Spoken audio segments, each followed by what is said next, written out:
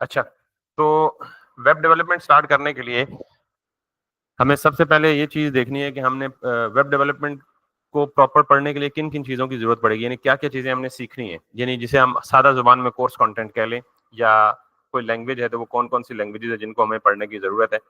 तो सबसे पहले वैसे तो आपको डिटेल में हम ज़ाहिर है स्टार्ट करेंगे तो अंदाज़ा ही हो जाएगा कि क्या-क्या पढ़ना है, लेकिन आपको पहले नाम पता होना चाहिए। सबसे पहले आपको पढ़ना है एक लैंग्वेज का नाम है एचटीएमएल, हाइपरटेक्स्ट मार्कअप लैंग्वेज। ये एक लैंग्वेज है वेबसाइट डेवलपमेंट के लिए। इस वक्त फ्रंट एंड के लिए सिर्फ एचटीएमएल बहुत ज़्यादा एक्सटेंसिवली यूज होती है। एचटीएमएल के साथ साथ हमने इस्तेमाल करना है CSS. CSS stands for cascading style sheet. अभी एब्रीविएशन पे ना जाएं आप, आपको खुद ही अंदाजा हो जाएगा कि सीएसएस क्या है या कैस्केडिंग स्टाइल शीट क्या है। तो सीएसएस बेसिकली वेब पेज को स्टाइल करने के लिए इस्तेमाल होती है। यानी अगर मैं मिसाल दूं, अभी जो वेबसाइट आपके सामने ओपन की थी मैंने अपनी स्टिक्स की, तो इसके अंदर दो चीजें आपके सामने प्रोमिनेंट है। एक तो वेबसाइट का स्ट्रक्चर, यानी किसी चीज ने या किसी बॉक्स ने, किसी एलिमेंट ने, किसी पिक्चर ने या किसी टेक्स्ट ने अपीयर कैसे होना है। जैसे फॉर एग्जांपल ये जो पिक्चर आई हुई है ये इस फीमेल की, या यूं कह लें कि ये जो बॉक्स बना हुआ है, जो बॉर्डर आपको नजर आ रहा है जिस पे मैं हॉवर कर रहा हूँ, तो ये बॉक्स बनता कैसे है। इस बॉक्स का स्ट्रक्चर बनता है एचटीएमएल के अंदर, हाइपर टेक्स्ट मार्कअप लैंग्वेज के अंदर। अब इस बॉक्स के ऊपर ना कुछ डेकोरेशन अप्लाई हुई है, कुछ स्टाइलिंग अप्लाई हुई है। जैसे इसका कलर है, इसका टेक्स्ट कलर है, इसके आइकन का कलर है। जैसे इधर यहाँ पे ये वाला जो टेक्स्ट लिखा हुआ है या इमेज बना हुआ है, इसके ऊपर कुछ स्टाइलिंग अप्लाई हुई है। ये यहाँ पे जो बटन्स हैं इनके ऊपर जो स्टाइलिंग अप्लाई हुई है। बटन्स खुद बनना एचटीएमएल का काम है, इनके ऊपर जो मेकअप होता है, जो स्टाइल होता है, जो डेकोरेशन होती है, वो सीएसएस का काम होता है। तो एचटीएमएल और सीएसएस दो चीजें हमने इस कोर्स में पढ़नी है। इसके अलावा हमने पढ़ना है जी जावास्क्रिप्ट। जावास्क्रिप्ट का मतलब ये है कि अगर किसी वेबसाइट में कोई इंटरेक्टिविटी ऐड करनी हो। इंटरेक्टिविटी का मतलब ये होता है कि मिसाल के तौर पे मैं इस एक पर्टिकुलर बटन पे क्लिक करता हूँ, तो ये सामने ये जो बड़ा बॉक्स है ओपन हो गया। इस क्लोज पे क्लिक करता हूँ, वापस क्लोज हो गया। इसको मैं कहता हूँ मैं वेबसाइट के साथ क्या कर रहा हूँ, इंटरेक्ट कर रहा हूँ, बात कर रहा हूँ, और वो मुझे क्या कर रही है, मेरी बात का जवाब दे रही है, मुझे रिस्पॉन्स कर रही है या रिस्पॉन्ड कर रही है। तो इस अमल को, यानी मैं वेबसाइट के किसी भी एलिमेंट के साथ क्लिक करूं, माउस हॉवर करूं, माउस ड्रैग करूं, माउस ड्रॉप करूं, कीबोर्ड की कोई की प्रेस करूं, की रिलीज करूं, बहुत सारे इवेंट्स हैं। तो ये तमाम के तमाम काम किस में आते हैं, इंटरेक्शन में आते हैं। मैं इसको अपनी जुबान में क्या बोलता हूँ कि मैं वेबसाइट के साथ क्या कर रहा हूँ, इंटरेक्ट कर रहा हूँ, और वो मुझे क्या कर रही है, रिस्पॉन्ड कर रही है। यानी मिसाल के तौर पर देखें, अगर मैं बाज बटन ऐसे होंगे, मैं इस टेक्स्ट पे क्लिक करता हूँ तो कुछ भी नहीं हो रहा, तो ये स्टैटिक है। लेकिन अगर मैं इस बटन पे क्लिक करता हूँ तो ये इंटरेक्टिविटी हो रही है। अगर मैं यहाँ पे जाऊँ तो इस इस पर्टिकुलर एकेडमिक्स पे हॉवर करूँ तो ये नीचे ड्रॉप डाउन ओपन हो रहा है, बाकी किसी भी मेन्यू पे क्लिक करूँ तो कुछ भी नहीं हो रहा। तो ये बेसिकली क्या है, इंटरेक्टिविटी। तो ये जो इंटरेक्टिविटी ऐड होती है वेबसाइट में, वो किसके थ्रू ऐड होती है, जावास्क्रिप्ट के थ्रू। फिर हम पढ़ेंगे जेक्यूरी। ये ऑप्शनल है, जरूरी नहीं है कि हम पढ़ेंगे या नहीं पढ़ेंगे, लेकिन बेसिकली जावास्क्रिप्ट ही की एक लाइब्रेरी है जेक्यूरी, जिसमें बहुत सारे फंक्शंस आपको बने बनाए मिलते हैं, और ये जावास्क्रिप्ट जो काम थोड़े से लंबे तरीके से होता है उसको शॉर्ट करने के लिए इस्तेमाल होता है जेक्यूरी। फिर आजकल जैसे मैंने आपको कहा कि जब भी किसी बंदे को कोई मालूमात लेनी होती है तो सबसे पहले वो क्या करता है, मोबाइल निकालता है और गूगल पे सर्च करता है और रेलेवेंट वेबसाइट को ओपन करके उससे वो मालूमात या इन्फॉर्मेशन लेता है। अगर चूंकि दुनिया में गालिबन ये सर्वे है कि 60 से 70% लोग आपकी वेबसाइट्स को मोबाइल पे खोलेंगे, तो ये जरूरी होता है कि आपकी वेबसाइट सिर्फ डेस्कटॉप या कंप्यूटर स्क्रीन पे प्रॉपर ना खुले, बल्कि उसे मोबाइल स्क्रीन पे भी प्रॉपरली ओपन होना चाहिए, ताकि यूजर का एक्सपीरियंस जो है वो डिस्टर्ब ना हो। अक्सर वेबसाइट्स ऐसी होती हैं कि जो कंप्यूटर पे या डेस्कटॉप पे तो बिल्कुल सही ओपन होती है, लेकिन मोबाइल पे प्रॉपर ओपन नहीं होती। तो इस चीज को हम कहते हैं रिस्पॉन्सिवनेस। वेबसाइट की रिस्पॉन्सिवनेस का मतलब ये है कि आपकी वेबसाइट जितनी स्क्रीन हैं, चाहे कोई बंदा आपकी वेबसाइट लैपटॉप पे खोले, डेस्कटॉप पे खोले, बड़ी स्क्रीन पे खोले, टैबलेट पे खोले, मोबाइल पे खोले, और फिर मोबाइल भी आजकल दर्जनों किस्म के मौजूद हैं। ठीक है, कोई आईफोन है, कोई एंड्रॉइड है, और फिर एंड्रॉइड में भी बहुत सारी वैरायटीज हैं कि जो आपका कोई सैमसंग है, कोई चाइना के हैं, बहुत सारे।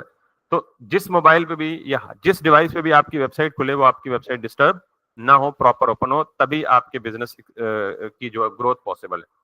तो इसको हम कहते हैं वेबसाइट की रिस्पॉन्सिवनेस या रिस्पॉन्सिव वेबसाइट बनाना। तो उसके लिए जो चीज हम इस्तेमाल करेंगे वो बूटस्ट्रैप करेंगे। 1 2 3 4 5, ये 5, और इनमें से जेक्यूरी मैंने कहा कि ये जावास्क्रिप्ट ही है, लेकिन जावास्क्रिप्ट की एक लाइब्रेरी है। 4 चीजें, 1 2 3 4, ये मस्ट हैव आइटम्स हैं इस कोर्स के, यानी ये लाजमी पढ़ने ही पढ़ने हैं हमने। और अगर आपने अच्छा रिस्पॉन्स दिया एंड तक, मुझे डेली का काम या जो भी टास्क या जो भी असाइनमेंट्स आपको मिलेंगे वो प्रॉपर करके दिए, तो इसके साथ हम कुछ प्लगइन्स भी करेंगे। ठीक है, प्लगइन्स का मतलब क्या होता है कि कोई एडिशनल फंक्शनैलिटी जो आप अपनी वेबसाइट को किसी दूसरी लाइब्रेरी को इंजेक्ट करके, एम्बेड करके कोई फंक्शनैलिटी अचीव करते हैं। अभी आपको प्लगइन का मतलब समझ नहीं आएगा, लेकिन it's a very useful thing.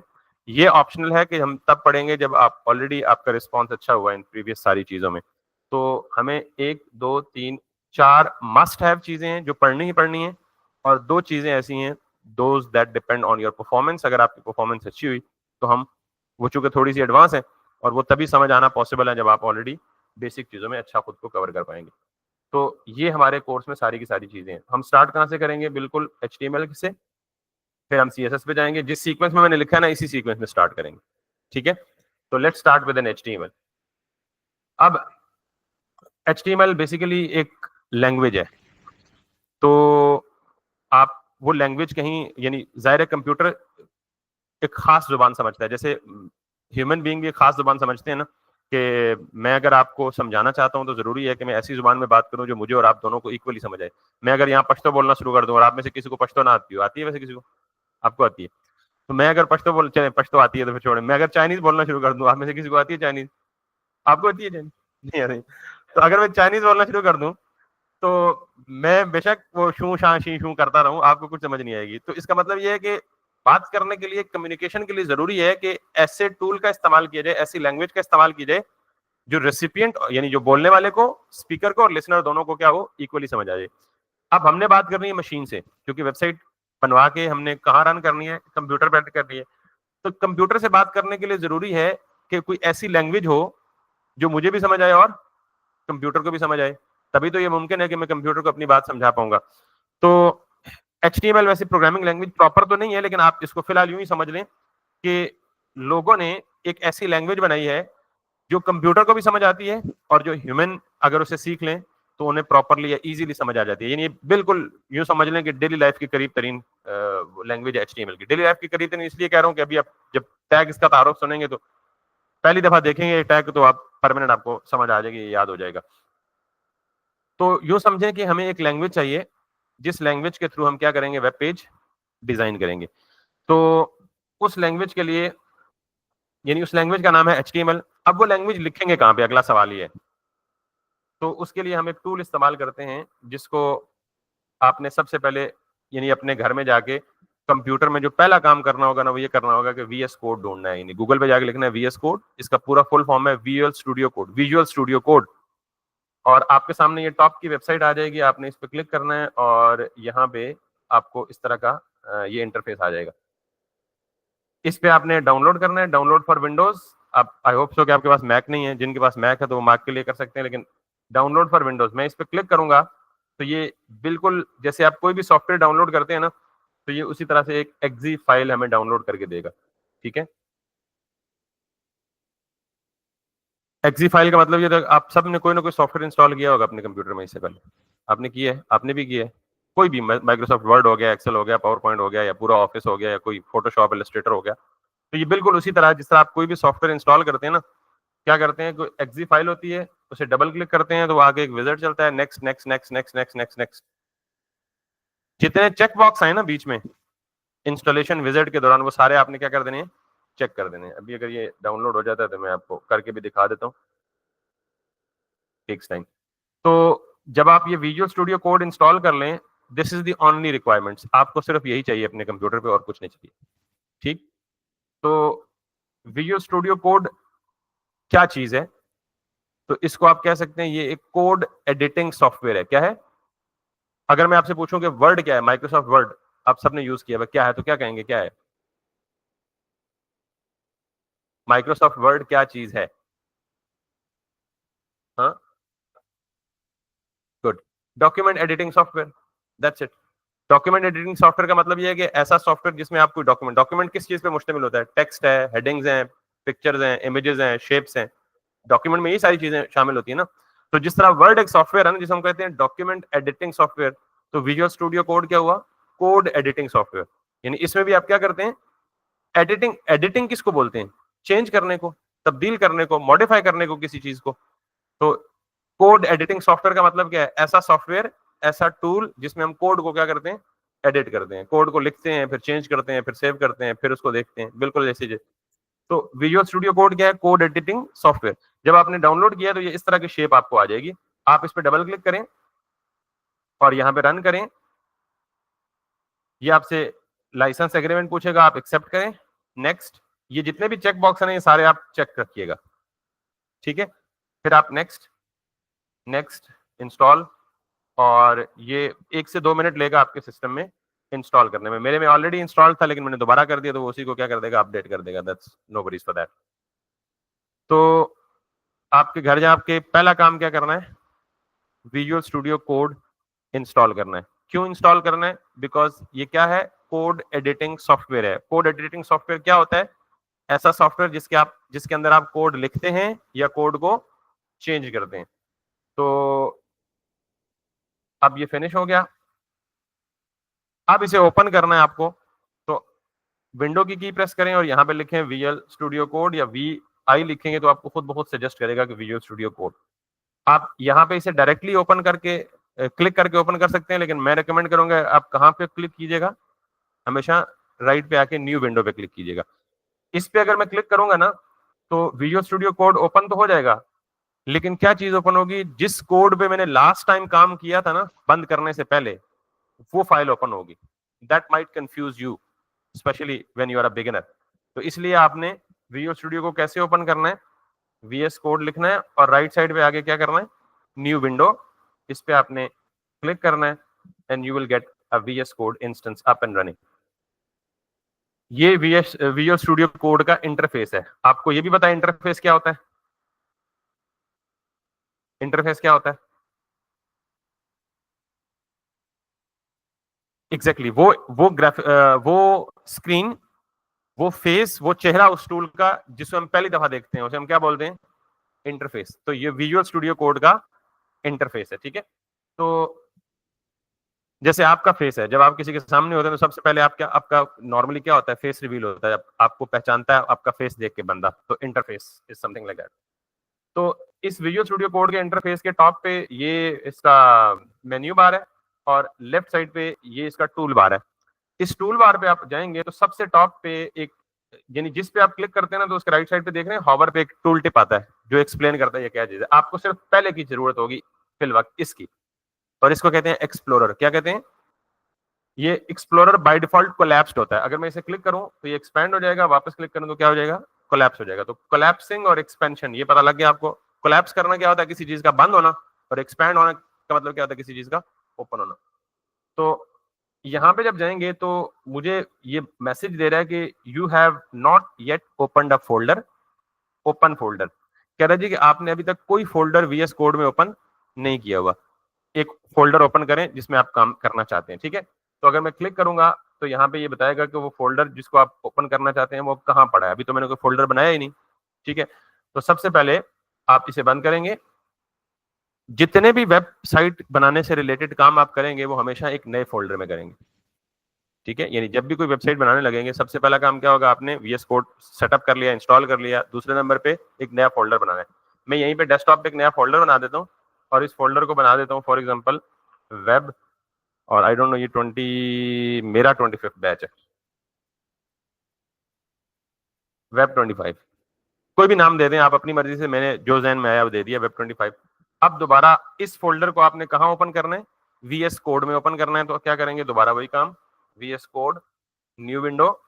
और अब आप कहेंगे जी कि अच्छा, ये मैं आपसे पहले इसलिए पूछ रहा था कि आपको बेसिक कंप्यूटर ऑपरेशंस का पता है, तो मेरे ख्याल में ये सारी चीजें आप वेल फेमिलियर होंगे। फोल्डर क्रिएट कैसे करना है, उसे ओपन कैसे करना है, उसे क्लोज कैसे करना है। तो इसलिए मैं बहुत ज्यादा डेप्थ में इसमें नहीं जाऊंगा। ये एक्स्ट्रा चीजें जो भी पॉपअप आए आपको क्लोज कर दें, आपके पास पॉपअप नहीं आएंगे, मैंने बहुत सारे और लांजे भी किए हैं इसलिए मुझे आ रहे हैं। तो अब आप कहें, वो कह रहा है जी आपके पास कोई फोल्डर ओपन नहीं है, तो ओपन अ फोल्डर, इस पे क्लिक करें और यहाँ से डेस्कटॉप पे जाएं। जो आपने अभी फोल्डर बना के रखा था वेब 25 के नाम से, सेलेक्ट अ फोल्डर, और वो फोल्डर यहाँ ओपन हो जाएगा। Can you see this? Explorer, क्योंकि ये विंडो का क्या नाम है? एक्सप्लोरर।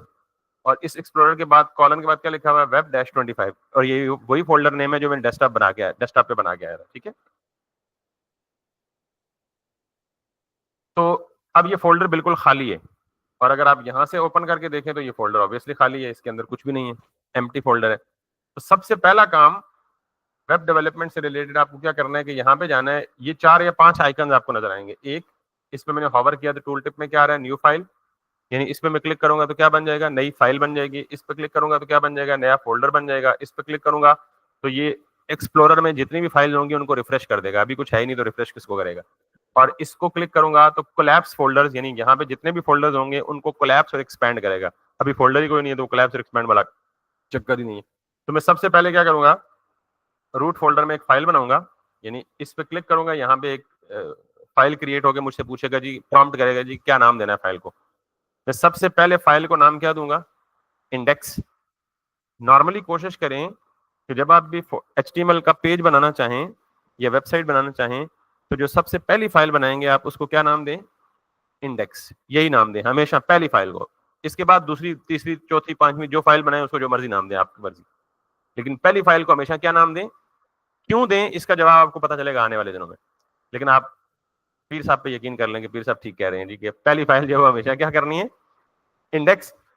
अच्छा, फाइल का नाम इंडेक्स होगा, लेकिन जो इसकी एक्सटेंशन होगी, फाइल की एक्सटेंशन पता है क्या होती है,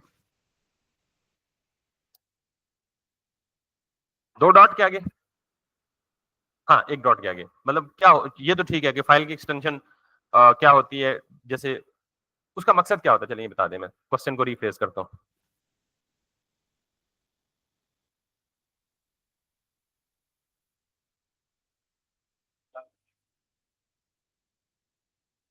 कंप्यूटर में किसी हद तक अब ठीक है, मैं जरा उसके अल्फाज सही कर देता हूँ। कंप्यूटर में जितनी फाइल्स होती है ना, हर फाइल की एक खास टाइप होती है। फाइल टाइप का मतलब क्या, मैं अगर आपको कहूँ कि आप मुझे, मैं आपको MP3 फाइल सेंड करता हूँ तो MP3 फाइल सुन के आपके जहन में क्या चीज आती है, किस किस्म की फाइल होगी, ऑडियो फाइल होगी। MP3 का मतलब स्ट्रेट अवे ऑडियो फाइल। मैं अगर कहूँ जी कि मैं आपको MP4 फाइल सेंड करता हूँ तो MP4 सुन के आपके जहन में क्या आएगा, कौन सी फाइल होगी, वीडियो फाइल होगी। अंडरस्टूड सी बात है।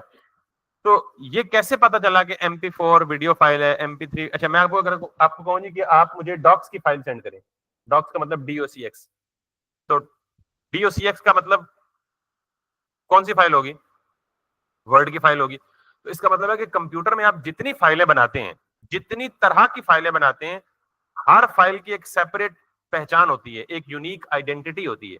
और वो यूनिक आइडेंटिटी किस चीज से पता लगती है, फाइल की एक्सटेंशन से। किस चीज से पता लगती है, तो फाइल की एक्सटेंशन क्या होती है, फाइल नेम के बाद जो डॉट और डॉट के बाद जो 2 या 3 लेटर्स होते हैं ना, वो उसकी एक्सटेंशन कहलाती है। मिसाल के तौर पर यहाँ पे लिखो ना HTML, जो मैंने MP3 की मिसाल दी ना, तो MP3 असल में कुछ नहीं है, असल में उस फाइल की जो एक्सटेंशन होती है ना, जैसे song.mp3, तो जो MP3 है वो बेसिकली एक्सटेंशन होती है जिसकी वजह से उस फाइल का नाम पहचाना जाता है या फाइल की टाइप पहचानी जाती है। फिर हर फाइल एक मखसूस सॉफ्टवेयर में ओपन होती है। हर फाइल हर सॉफ्टवेयर में ओपन नहीं होती। मैं आपको कहूँ कि MP3 फाइल को आप वर्ड में ओपन करके दें, कर लेंगे? MP4 फाइल को वर्ड में ओपन करके दें, करेंगे? वर्ड डॉक्स की फाइल सपोर्ट नहीं करती MP4, तो इसका मतलब है MP4 को ओपन करना है तो आपको क्या चाहिए होगा, मीडिया प्लेयर चाहिए होगा कोई ना कोई। MP3 के लिए भी ऑब्वियसली मीडिया प्लेयर चाहिए होगा आपको। डॉक्स के लिए आपको क्या चाहिए होगा, माइक्रोसॉफ्ट वर्ड का सॉफ्टवेयर चाहिए होगा। तो बिल्कुल इसी तरह .html, जिस फाइल की एक्सटेंशन .html होगी, वो बाय डिफॉल्ट किस सॉफ्टवेयर में खुलेगी, ब्राउजर में। जैसे मैं आपको कहूं कि मेरे पास माइक्रोसॉफ्ट वर्ड की फाइल है, मैं आपके सिस्टम में भेजता हूं और आपके सिस्टम में वर्ड इंस्टॉल नहीं है, तो क्या वो फाइल खुलेगी? कॉन्फिडेंट नहीं है आप अपने जवाबों में, या पता नहीं बोर हो रहे हैं मेरी बातों से। मैं आपको माइक्रोसॉफ्ट वर्ड की फाइल भेजता हूं और आपके सिस्टम में वर्ड इंस्टॉल नहीं है, तो वो फाइल ओपन होगी? नहीं होगी ऑब्वियसली। पावर पॉइंट की फाइल आपको भेजता हूं, आपके पास, यानी PPT, पावर पॉइंट PPTX होती है, आपको भेजता हूं, आपके सिस्टम में पावर पॉइंट इंस्टॉल नहीं है, तो ओपन नहीं होगी ऑब्वियसली। ठीक, तो इसी तरह, यानी उसके लिए आपको एक खास सॉफ्टवेयर चाहिए। तो बिल्कुल इसी तरह जब मैं HTML की फाइल बनाता हूं ना, तो HTML की फाइल को ओपन करने के लिए भी क्या चाहिए, एक खास सॉफ्टवेयर चाहिए, और उस सॉफ्टवेयर का नाम क्या है, ब्राउजर। ठीक, अब सवाल यह है कि अगर आपके ब्राउजर में, आपके सिस्टम में ब्राउजर ही इंस्टॉल ना हो, तो ऐसा मुमकिन ही नहीं है। क्योंकि जब भी आप ऑपरेटिंग सिस्टम इंस्टॉल करते हैं तो एक ब्राउजर डिफॉल्ट साथ आता है, कौन सा, एज, जिसको पहले क्या बोलते थे, इंटरनेट एक्सप्लोरर, आजकल उसे क्या बोलते हैं, माइक्रोसॉफ्ट एज। ठीक है, तो इसका मतलब है कि आपको HTML फाइल ओपन करने के लिए परेशान होने की जरूरत नहीं है, आपके सिस्टम में ब्राउजर पहले से मौजूद होता है। हाँ, वो अलग बात है कि लोग ज्यादा किसको यूज करते हैं, क्रोम को यूज करते हैं। तो जो ही वो ऑपरेटिंग सिस्टम इंस्टॉल करते हैं, सबसे पहला काम ये करते हैं कि वो क्रोम इंस्टॉल कर लेते हैं। तो क्रोम क्या बेसिकली ब्राउजर है। तो याद रखिएगा, आज के बाद जब भी हम HTML की फाइल बनाएंगे तो वो डिफॉल्ट कहाँ खुलेगी, ब्राउजर में खुलेगी। तो ये हमारा काम हो गया पूरा। अब अगर मैं यहाँ से वापस जाऊँ, इसे मिनिमाइज करूँ और इस फोल्डर को ओपन करूँ, तो एक फाइल जो बनाई थी वो यहाँ आ गई है। इसका जो आइकन है ना, वो ऑटोमेटिकली चेंज हो गया और उस आइकन की शक्ल क्रोम की शक्ल बन गई है। तो जो भी आपका डिफॉल्ट ब्राउजर होगा, इस पर्टिकुलर फाइल की शक्ल उस ब्राउजर जैसी हो जाएगी। अगर आपका डिफॉल्ट ब्राउजर का क्या मतलब है, आप यहाँ पे जाएं, ओपन विद और चूज एन अनदर ऐप, और यहाँ से आप डिफॉल्ट ब्राउजर सेलेक्ट कर ले। अगर इंटरनेट एक्सप्लोरर सेलेक्ट करेंगे तो ये डिफॉल्ट बन जाएगा, एज सेलेक्ट करेंगे तो ये बन जाएगा। तो मैंने क्रोम किया हुआ और मैं कहता हूँ जी इस फाइल को हमेशा क्रोम के साथ ओपन करो।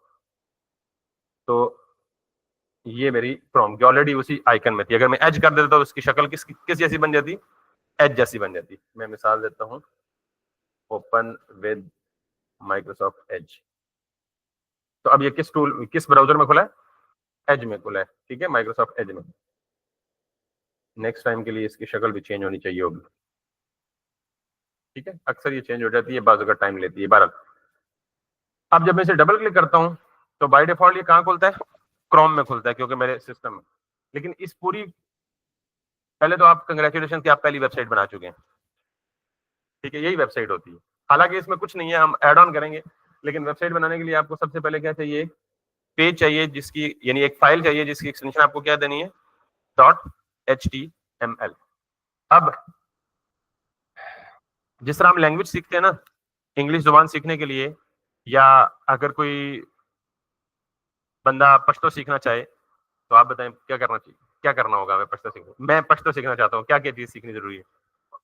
माहौल नहीं, मैं माहौल में नहीं रहता। फिर मतलब अब देखें ना, मैं अंग्रेजी सीखना चाहता हूँ तो मैं यूरोप तो जा नहीं सकता।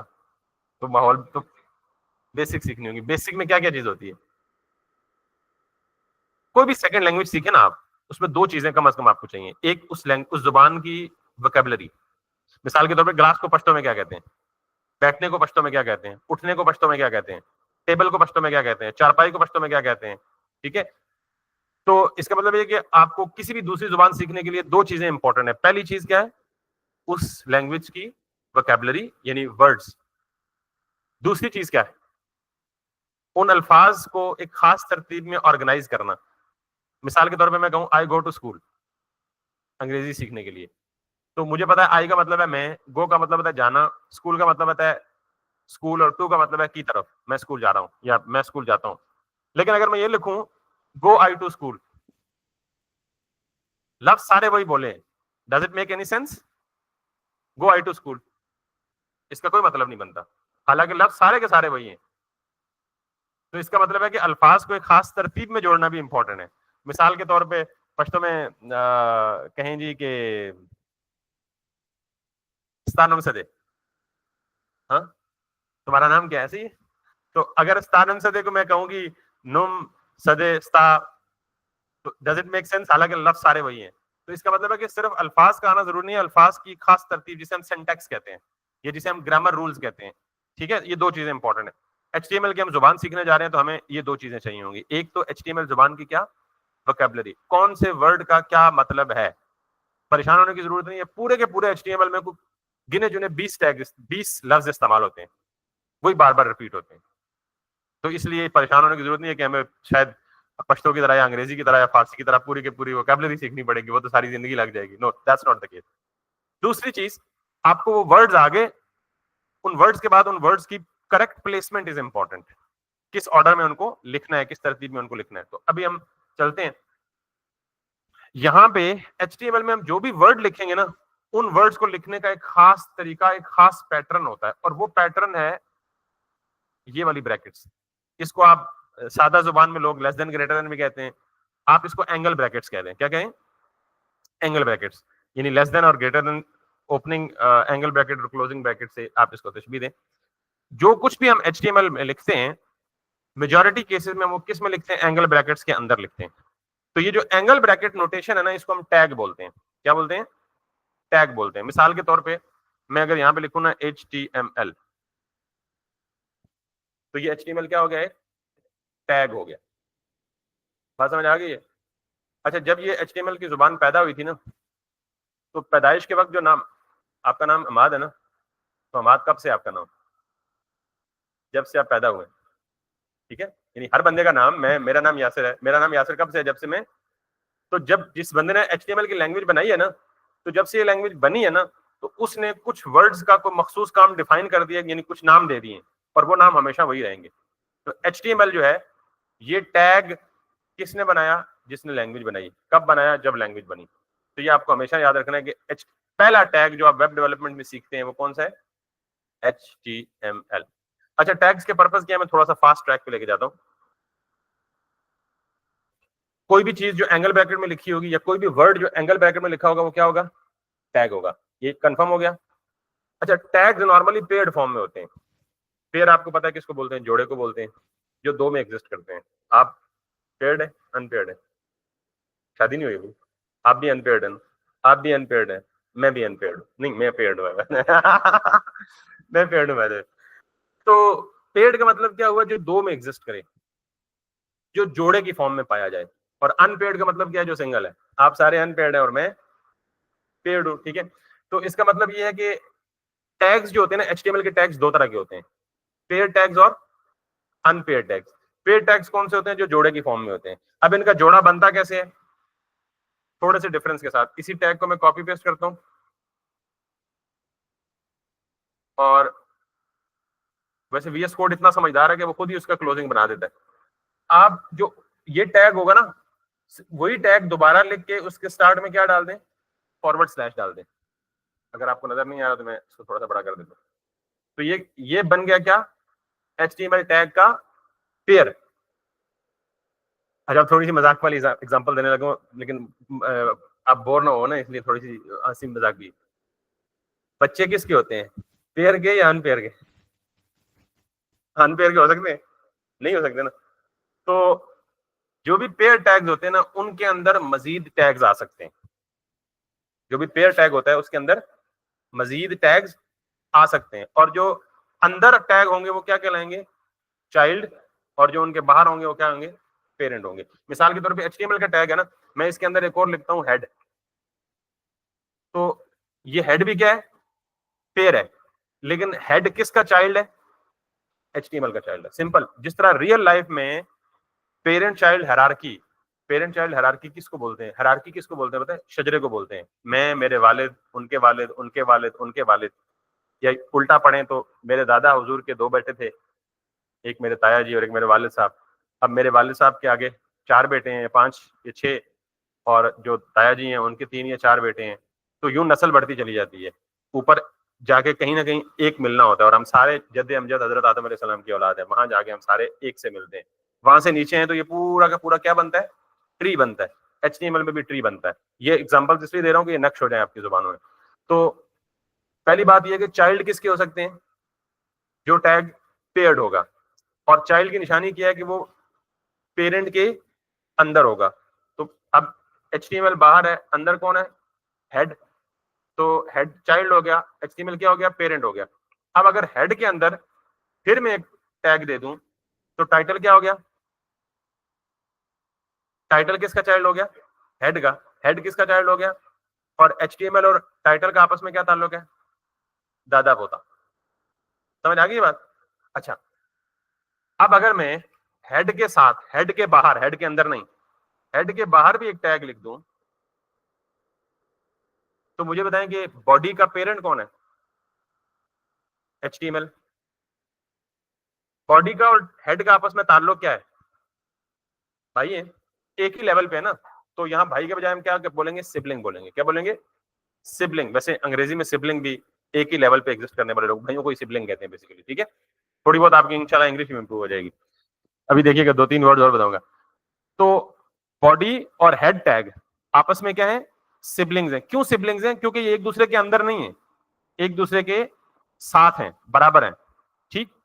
टाइटल का और बॉडी का आपस में क्या ताल्लुक है? वैसे तो चचा भतीजा हो सकते हैं लेकिन ऐसा इनका डायरेक्ट कोई ताल्लुक नहीं है।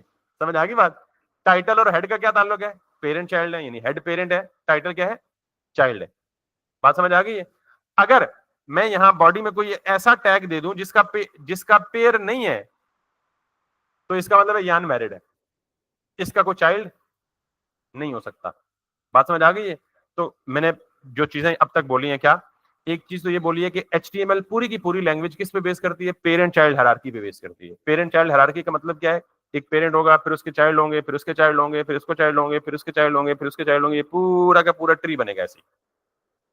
फिर रिलेशनशिप क्या होंगे, यानी अगर हम नीचे से ऊपर जाएंगे तो child, then it's parent, then it's parent, then it's parent, then it's parent. ऊपर से नीचे आएंगे तो parent, then it's child, then it's grand child, then super grand child.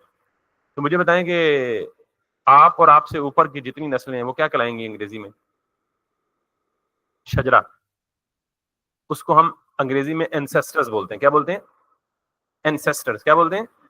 हाँ, थोड़ी सी अंग्रेजी की वोकैबुलरी आपकी तगड़ी हो जाएगी तो मजा आएगा आपको फिर समझने में। और अगर आप दादा हुजूर से नीचे आए तो नीचे जितनी भी नस्लें आगे चलेंगी उनको क्या बोलेंगे कलेक्टिवली, एक वर्ड में? आने वाली नस्ल को अंग्रेजी में बोलते हैं डिसेंडेंट्स। क्या बोलते हैं? डिसेंडेंट्स। क्या बोलते हैं? तो एंसेस्टर्स आप और आपसे ऊपर, और डिसेंडेंट्स आप और आपसे नीचे आने वाली नस्ल। समझ आई बात? अब जरा देखिएगा, ये जो टाइटल के एंसेस्टर्स बताएं क्या क्या है। Header HTML। टाइटल के एंसेस्टर का मतलब क्या है, इसके अब्बा जी, इसके दादा हुजूर, उसके परदादा हुजूर, उसके पता नहीं लकड़ दादा हुजूर। तो टाइटल के एंसेस्टर्स में क्या कंफ्यूजन है आपको? टाइटल का इमीडिएट पेरेंट कौन है? हेड। हेड का पेरेंट कौन है? समझ आ गई बात? तो BR के एंसेस्टर्स बताएं। बॉडी और, जब एंसेस्टर बोलूं तो पूरा पूरा वो शजरा पढ़ना है आपने, ठीक है ना? जब मैं सिर्फ पेरेंट बोलूं तो सिर्फ एक अब्बा जी पे बात खत्म। जब इंसेस्टर बोलूं तो अब्बा जी के पीछे भी जाना है आपने, ठीक है? तो एनीवेज, ये पैटर्न चलना है और ये इंशाल्लाह ये जितना काम मैंने लिखा है ना, अगर मैं इसे सेव करूं, अच्छा जो काम भी आप करेंगे ना, मिसाल के तौर पे मैंने जब भी कोई चेंज किया है ना किसी चीज में, तो ये तब तक आउटपुट नहीं आएगा जब तक आप इसे सेव नहीं करेंगे। तो आप हमेशा कोशिश करेंगे जब भी आप कोई चेंज करें तो चेंज करने के बाद Ctrl+S प्रेस करें। Ctrl+S का मतलब सेव, ठीक है? इतना काम जब मैंने किया और मैं आउटपुट पे गया यहाँ पे ब्राउजर में और इसे रिफ्रेश करके देखा तो मेरे पास स्क्रीन पे कुछ भी नहीं आया, ठीक? तो ये जो काम मैंने किया है ना, इसको हम कहते हैं basic structure of an HTML document. क्या कहते हैं इसे? यानी HTML के डॉक्यूमेंट का बेसिक स्ट्रक्चर है। इससे आउटपुट पे अभी कुछ नहीं आएगा, लेकिन हमारा HTML का पेज जो है वो रेडी हो चुका है। अब हम रेडी हैं उस पर कुछ लिखने के लिए। अब हम जो कुछ भी लिखते हैं नॉर्मली वो किस में लिखते हैं, बॉडी में लिखते हैं। हम कल जिक्र करेंगे क्या लिखते हैं, क्यों लिखते हैं, कब लिखते हैं, कहाँ लिखते हैं, कैसे लिखते हैं। लेकिन आपको दो तीन चीजों का पता होना चाहिए। पहली चीज ये है कि टैग्स क्या होते हैं। Anything that is written inside angle brackets, कोई भी ऐसी चीज जो एंगल ब्रैकेट्स के अंदर लिखी है उसे हम क्या कहते हैं, टैग बोलते हैं। टैग्स की कितनी अकसाम होती हैं? दो। कौन कौन सी? पेयर्ड और अनपेयर्ड। देखिए मैंने मजाकन इतनी खुली एग्जांपल दे दी है आपको कि गैर शादीशुदा लोगों के बच्चे बाहर होते होंगे, पाकिस्तान में कम से कम नहीं होते, ठीक है? तो अनपेयर्ड टैग्स, अच्छा टैग्स की कितनी अकसाम है? दो। सीक्वेंस में चलते हैं, अनपेयर्ड टैग्स और paired tags. Paired tags can have further children, तो अगर चिल्ड्रन भी पेयर्ड है तो उसके भी बच्चे हो सकते हैं, और अगर अनपेयर्ड है तो बस वहीं स्टॉप काम, ठीक? तो ये दूसरी चीज थी। तीसरी चीज मैंने बताई है जी कि आपको ये यानी जितने भी HTML टैग हैं वो एक ट्री की फॉर्म में एग्जिस्ट करते हैं, एक पूरे शजरा बनाते हैं। पेरेंट और जद्द अमजद कौन है यहाँ पे? HTML, यानी स्टार्ट सारा काम यहाँ से होता है। HTML के आगे ट्री बनता है और वो ट्री जितना मर्जी फैलाना चाहे आप फैला सकते हैं। तो उसमें फिर दो तरह के टैग, पेयर और अनपेयर्ड। फिर मैंने आपको कहा कि इन टैग्स को पढ़ना कैसे है। नीचे से ऊपर पढ़ेंगे तो child, then it's parent, then it's grand parent, then it's super grand parent, then it's super most grand parent and so on so forth. तो अगर नीचे से ऊपर की नस्ल को नाम देना चाहें तो आप क्या कहेंगे? एंसेस्टर्स। और अगर ऊपर से नीचे आना चाहें तो क्या कहेंगे? डिसेंडेंट्स। ये वोकैबुलरी वर्ड्स है। बाकी ये तो आपको याद हो जाने चाहिए, फिंगर टिप्स में होना चाहिए। Basic structure of a HTML document. हमेशा ये काम हमेशा आपने हर पेज में करना ही करना है। ये जो मैंने टैग लिखे हैं इसके बगैर कोई नहीं चलेगा, कुछ भी नहीं चलेगा, ये हमेशा करना ही करना है। तो आपने इसे याद रखना है। HTML के अंदर दो टैग्स होते हैं, हेड और बॉडी। हेड के अंदर फिर एक होता है टाइटल, बॉडी के अंदर बेशुमार होते हैं, वो हम कल से इंशाल्लाह करेंगे, पूरा का पूरा वेब पेज डिजाइन करने की कोशिश करेंगे। यहां तक क्लियर होगी बात? मुझे ये बताएं कि मैं बहुत ज्यादा बेसिक पे तो नहीं चला गया, मतलब